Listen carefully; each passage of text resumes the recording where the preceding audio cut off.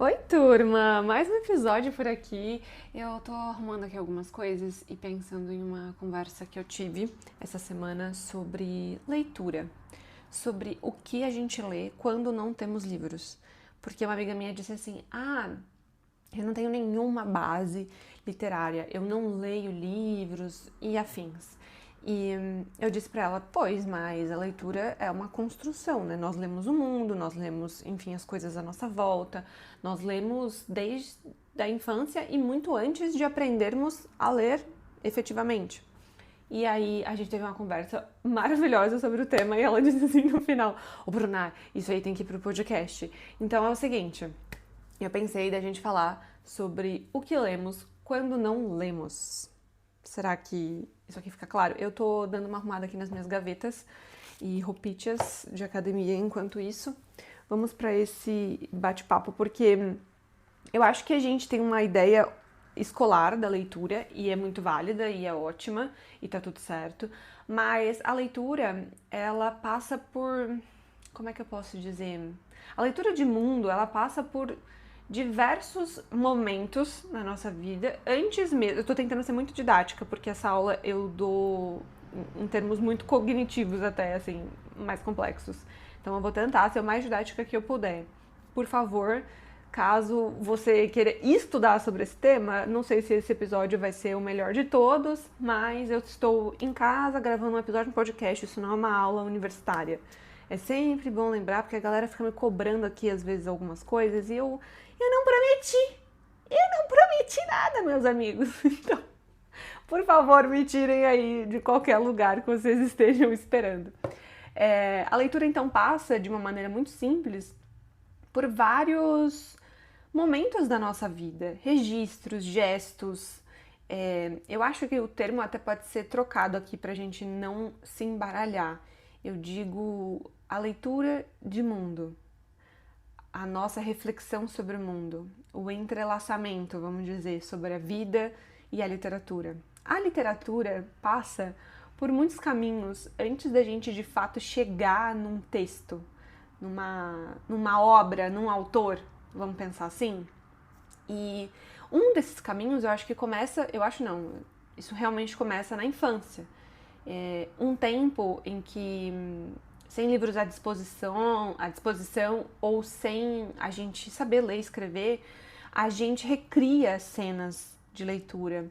É muito comum ver as crianças abrindo os livros e folheando e falando palavras soltas e aleatórias ou inventando uma história. A gente sabe que elas não estão lendo, elas estão criando ali dentro daquele universo. Então a leitura, ela passa por esse momento, vamos dizer assim, não tão prático quanto a gente imagina. Eu gosto muito de um texto do Paulo Freire, da Importância do Ato de Ler, de 82, quando ele fala que a leitura do mundo precede a leitura da palavra. Pronto. Acabou o episódio, não é mesmo? O que dizer depois disso? Mas nesse livro, ele argumenta mais ou menos que a leitura do mundo é uma prática social anterior àquilo que a gente faz como leitura formal, como a gente, enfim, acredita e aprende o que é a leitura. Então, ele acredita que todos nós lemos o mundo com olhos da experiência, da cultura, da nossa sensibilidade, mesmo sem escolarização. Eu acho um crime quando as pessoas falam, eu não leio.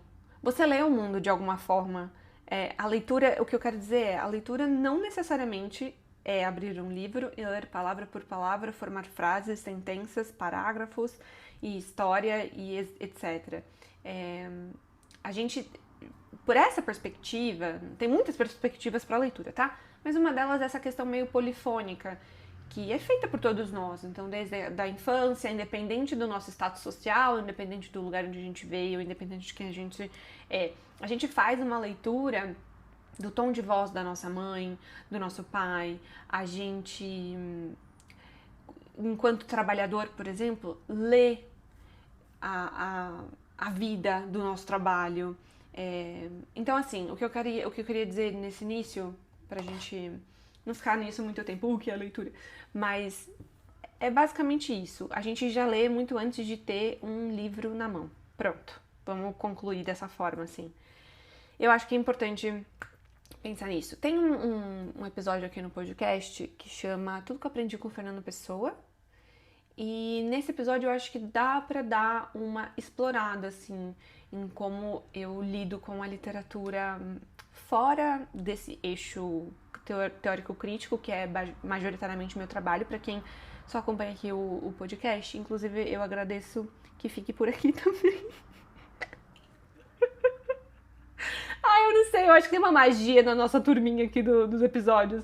Aí quando a galera vai lá pro YouTube ou vai pro meu Instagram, eu fico meio. Que aqui é mais. Eu não sei, eu prefiro aqui. Então vamos ficar por aqui, gente. Nesse episódio eu mostro um pouco dessa minha vida mais ligada a essa área da literatura e não necessariamente a minha vida acadêmica, né? E eu acho que ele vai exemplificar melhor. Fernando Pessoa exemplifica melhor qualquer coisa, né? Mas pronto, então a leitura, vamos pensar nela agora no cotidiano. Eu acho que é uma coisa legal. Leitura do cotidiano. Notando a vida à nossa volta. A leitura não necessariamente é só o texto, né? Então existe os detalhes, as pessoas. Você já sentiu assim, nossa, eu acho que fulano tá bravo. Fulano não falou nada, mas só pela cara do fulano você sabe que ele tá bravo. Pois bem, isso é uma leitura de mundo. Isso é uma leitura de mundo também quando você vê uma criança rindo e aquilo te anima e você sabe que ela tá feliz. Nas marcas, vamos dizer assim, dos tempos, dos objetos, a leitura existe à nossa volta o tempo todo. Não necessariamente nas palavras. Desculpa, eu tô repetindo isso demais, né? Mas pronto. Eu também tô fazendo 15 coisas ao mesmo tempo, né? Não senta pra fazer nada direito. Ô, menininha preguiçosa. Eu acho que dentro disso, uma coisa que a gente conversou foi sobre a retórica. Então, assim, tá. Se a leitura, ela tá em vários outros campos da minha vida, e o ouvinte? E o leitor? Qual que é a diferença, então? E eu acho que a diferença tá sobre como você percebe o mundo. Talvez na literatura, vamos dizer agora, mais tradicional do texto e da palavra, a gente acabe captando o mundo através do olhar daquele autor. E nesse processo meio que leitura do cotidiano, você tem um mundo à sua volta que te entrega ali aquela história, aquele enredo, vamos pensar assim, mas você é o agente que narra a própria história.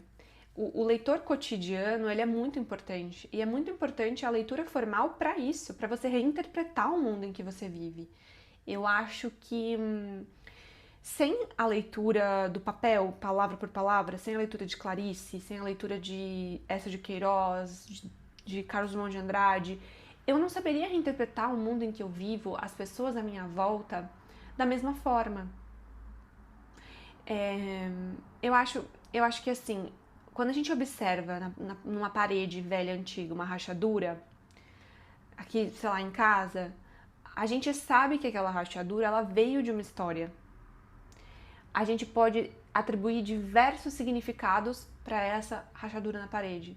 Imaginar como aquilo aconteceu, talvez num temporal, talvez, sei lá, porque colocaram um prego ali, rachou, ou enfim. Os lugares, a forma como a gente interpreta pequenas coisas do dia a dia, vem dessa nossa pluralidade de emancipação mesmo intelectual, e eu digo assim, de repertório de mundo. Então, a forma como a gente é capaz de escrever um diário, a forma como a gente é capaz de conversar com as pessoas, a forma como a gente profundamente abriga meio que narrativas nas nossas vidas, nas nossas cabeças, também vem talvez dessa linearidade com a leitura mais tradicional. O que eu digo é, a gente não pensa no dia a dia que leitura não necessariamente é só Clarice, né? Mas a Clarice te ajuda a reinterpretar esse mundo em que você vive, no mundo, vamos dizer assim, real. Eu não gosto de falar que existe a literatura de ficção, enfim, eu acho que na literatura contemporânea a gente já reparou, né, que uma coisa é produto da outra. Então, acho que calma, vamos tentar usar outro exemplo. Eu mesma vou falando, vou vendo como às vezes eu não sei falar. Mas a forma como a gente coloca, sei lá, um fone de ouvido, uma música no dia, pode fazer com que a gente interprete todas as cenas do nosso dia de uma determinada forma, não pode? Então assim, tô aqui dentro do ônibus e aí eu tô ouvindo uma música triste. Aquilo vai dar aquela melancolia, você vai ver a cidade e tudo mais. Mas se você colocar uma música feliz, ali dentro do seu mundinho, do seu fone de ouvido, a cidade vai ter outra cor, vai ter outra vibe. Isso é uma maneira simbólica, coletiva, de reinterpretação de mundo. A leitura entra muito nisso. É até muito comum vocês verem eu falando assim, eu não leio um livro da Clarice seguido do outro. Porque senão você fica naquela mesma linha. Tem autores, é muito difícil, inclusive, eu conseguir ler autores seguidamente, assim, 6, 7 livros de um mesmo autor seguido. Eu não faço isso, porque eu sei que daí eu só vou ficar condicionada a observar um determinado mundo de uma determinada forma. E não tem nada de errado de ler Clarice 10 seguidos, tá? Pode ler, inclusive, amém. Mas eu acho que existem também essa forma de compartilhar o nosso olhar com a vida. Eu não digo nem com o mundo, né? Mas é com a vida que a gente observa. Então, eu acho que isso também traz pra gente uma coisa que talvez hoje em dia tenha se perdido muito, que seriam os nossos diálogos internos. Sabe? Às vezes a gente acha que que a gente só vai ler se tiver um livro na mão, mas existem coisas à nossa volta que nos apresentam narrativas. Eu acho que essa sensibilidade na leitura ela é mais fácil quando a gente de fato abre um livro, mas tentar reparar mais nas narrativas à nossa volta é uma coisa muito importante. O Rubem Alves, eu acho que fala bastante sobre essas coisas invisíveis da vida, né? Na sua poesia completa, assim, ele amarra a gente um pouco nessa questão de ler a luz da existência. Então, eu acho que juntando uma linguagem que a gente tem no texto narrativo e no olhar para a vida, a gente consegue observar melhor o mundo. E apesar de uma parte de mim ser muito acadêmica, de viver nesse universo, eu gosto muito quando ele fala, eu acho que é mais ou menos assim, a vida não pode ser escrita com palavras, tem que ser vivida com o corpo, ou... Não, eu acho que é. A vida não pode ser escrita com palavras, ela tem que ser vivida com o corpo. Então, assim, a gente muitas das vezes também acaba suprimindo tudo na vida ao repertório de mundo, né? Então, assim, construir repertório, as leituras que eu faço, as coisas que eu assisto, as músicas que eu escuto. Beleza. Mas você também tem que perceber que você é um agente no planeta.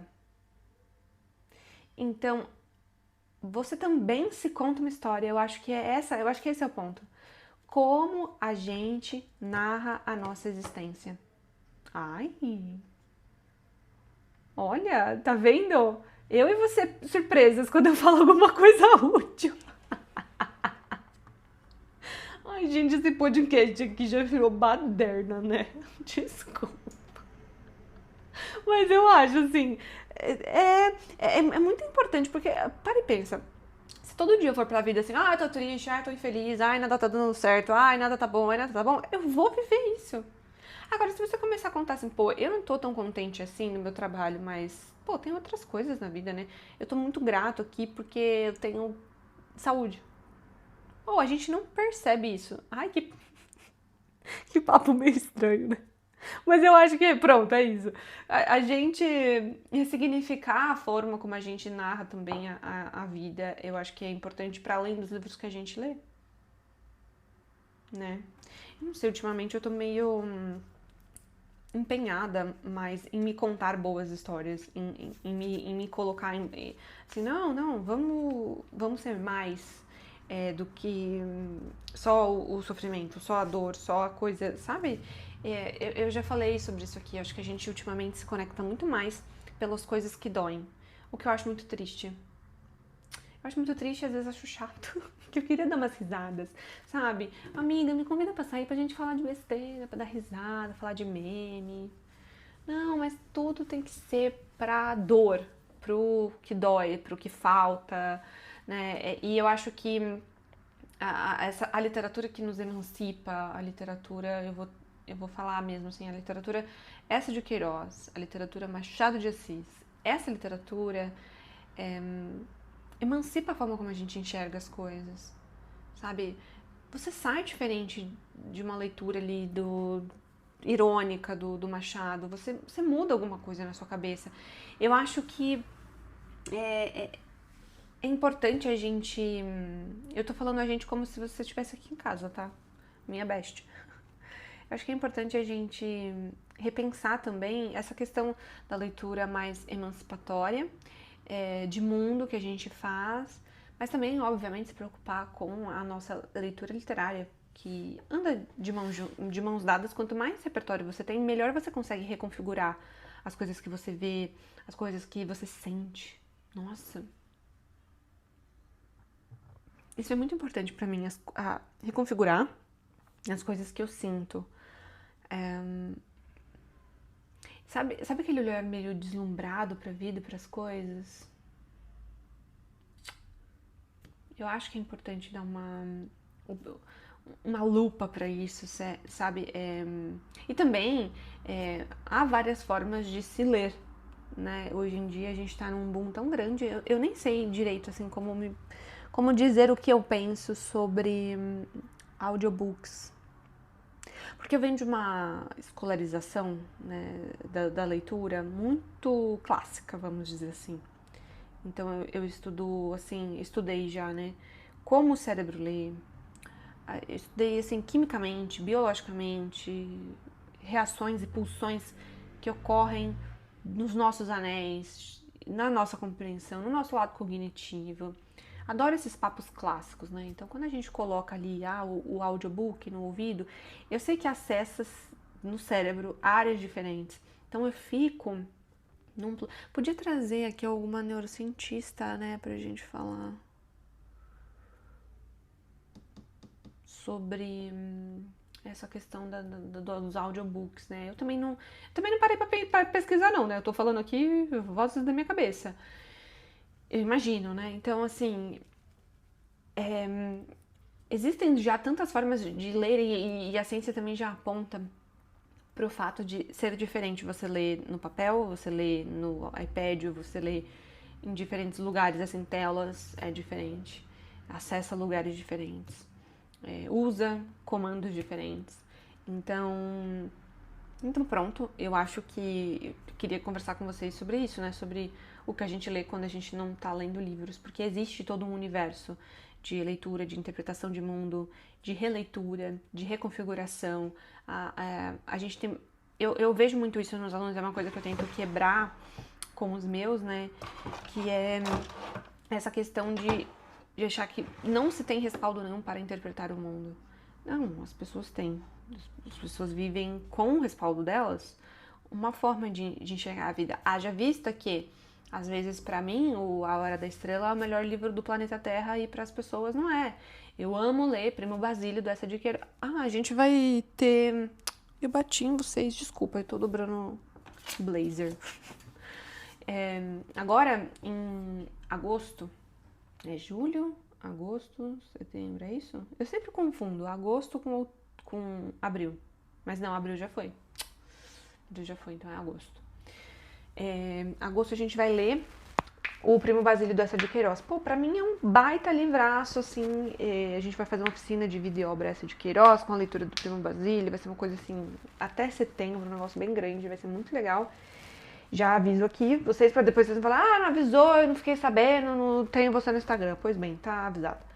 E pra algumas pessoas, esse livro, não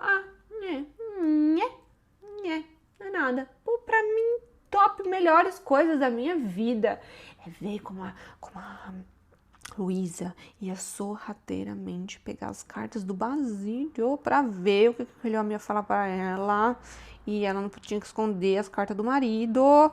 E ela ficava lendo as cartas, se é que você me entende. Depois, o toque a mão e passa um pelo outro. E aí tem a empregada na cara. Gente, adoro ler aquilo. Eu adoro ler aquilo. Pra mim é uma delícia. Aquilo ali me aliena e ao mesmo tempo me coloca numa lupa pra humanidade. Às vezes eu adoro o Jorge, às vezes eu falo, é um banana mesmo, não faz mais que obrigação, Luísa, boa tarde. Mas, o que eu posso fazer? Pra alguém, essa leitura é péssima. Pra alguém, não é legal. A pessoa gosta de ler outra coisa, eu gosto de ler thriller, por exemplo. Eu gosto de ler assassinato, morte, não sei o que, corta-cabeça, eu não gosto de ler essas coisas. Então, a forma... Por que existe essa diferença? Porque a forma como a gente lida com a vida, para as coisas que a gente se predispõe também a fazer, a ler, a interpretar, é diferente. Talvez daqui a alguns anos eu goste mais de ler Stephen King, por exemplo. Ainda não chegou essa fase, não rola pra mim. Pronto. O mais perto disso que eu fico é O Mistério da Estrada de Sintra, do Eça de Queiroz.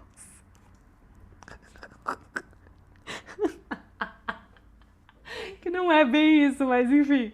Bom, turma, até falei de leitura, mas olha, o que eu queria mesmo que a gente batesse papo é isso. Dar uma luzinha, talvez, de que existem várias formas de se ler. Nem todas vão para o mesmo caminho, nem todas são da mesma maneira, mas que existe também um sujeito, né? A forma como você interpreta a vida. Eu acho que é importante olhar para isso, até para os nossos sofrimentos, né? Então, assim, será que eu tô sofrendo mesmo? A minha cabeça aqui quer que eu acredito que eu tô sofrendo. Enfim, boa tarde, gente. Boa quarta. Boa quarta-feira. E na semana passada não saiu episódio, né? É porque às vezes eu não tenho tanta coisa pra falar, sabia? Eu reservo as quartas-feiras os episódios aqui pra gente bater papo quando eu acho que eu tenho alguma coisa mais legal pra bater papo. Então é isso, um beijinho e até a próxima quarta.